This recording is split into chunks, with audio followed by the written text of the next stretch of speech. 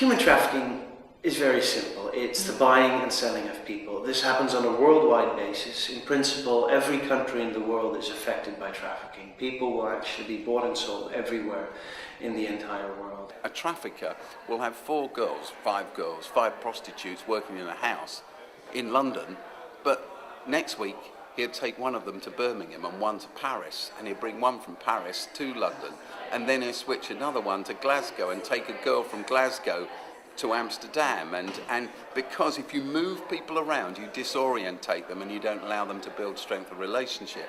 Probably the trafficking in people brings in more revenue than the trafficking of drugs to organized crime on a global basis, and it is estimated, because people trafficking is growing so fast, it is estimated that it will probably overtake arms trafficking sometime soon, if that already hasn't happened. If somebody is forcing a young girl to be here and they say to her, if you talk about this, if you try to escape, I kill your family, if she really believes that, she's not going to talk about it. She will stay there until the day they let her free, or until the day she feels strong enough to escape. So then there's not so much you can do, because maybe it really happens and you bring other people in danger. So you have to let it be, and the only thing you can try to do is keep in touch with her and let her know that there are people or possibilities available. But you can only do that, you can only use those possibilities with approval of this lady. I think you're only able to work as a prostitute or to make this decision if you're able to separate sex and love from each other. And I never had any problems with it myself, because well, I didn't see any harm in it. I was quite a rebel at that age, you know, where I was only 16 and living quite a wild and crazy life, so it was typical me.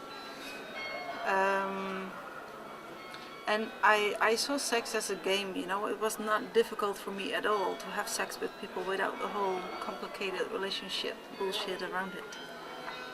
And it's also something, as soon as you are able to make this separation or to play this game, you get used to it really quickly. You know, after one day, you know, the first day that you sit here, maybe it's a bit hard.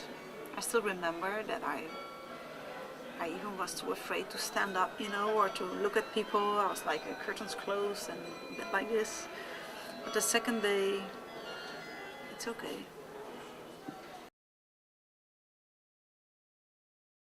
Dutch police have done some research, and they're thinking that at least 60, but maybe 80 or even 90% of the women in Dutch prostitution is there on a forced basis. So they didn't choose it for themselves, no, they have been trafficked, they are forced to do prostitution.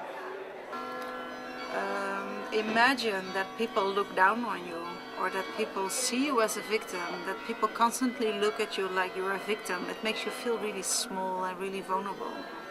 And that's exactly what people do against sex workers. You know, if you sit here, for a lot of people it doesn't even matter if you're here because you want to be here, or you're here against your will. People always look at you with pity in their eyes. Oh, sorry.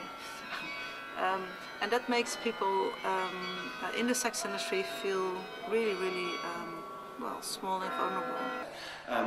On a regular level, there are campaigns to inform visitors. I mean, Amsterdam is also a sex tourism destination, and so it's important to actually inform those people that come here for the red light district, to inform them, guys, there are girls that work here that are not doing this voluntarily. These are the signals to look at, and this is where you go to if you actually have a suspicion that this happens.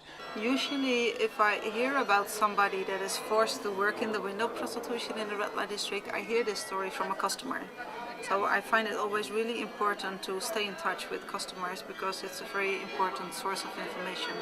If they have sex with somebody that is working against her will, you know, most of the customers feel responsible for that, and they don't want that, and they want help for this person. So they can come over here, and from here I can send people into other directions, like helping organizations or the police. And it happened a couple of times that I made some phone calls myself about a girl. That's the only thing I can do. I cannot go somewhere with my baseball bat and kick out the pimps and rescue her, you know. It would be a great movie maybe, but it's not realistic to handle it that way. Yeah. But I know who to call if somebody's in trouble.